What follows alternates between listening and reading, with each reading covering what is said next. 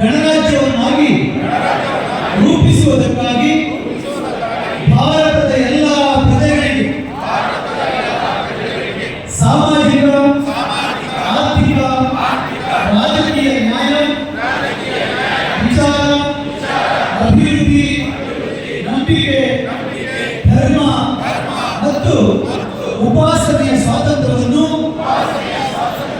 ಸ್ಥಾನಮಾನ, ಅವಕಾಶಗಳ ಸಮತೆಯು ದೊರೆಯುವಂತೆ ಮಾಡುವ ವ್ಯಕ್ತಿ ಗೌರವ, ದೇಶದ ಏಕತೆ ಮತ್ತು ಸಮಗ್ರತೆಗಾಗಿ ಎಲ್ಲರಲ್ಲಿ ಭ್ರಾತೃತ್ವ ಭಾವನೆಯನ್ನು ಮೂಡಿಸುವ ದೃಢ ಸಂಕಲ್ಪ ಮಾಡಿ ನಮ್ಮ ಸಂವಿಧಾನ ಸಭೆಯಲ್ಲಿ 1949ರ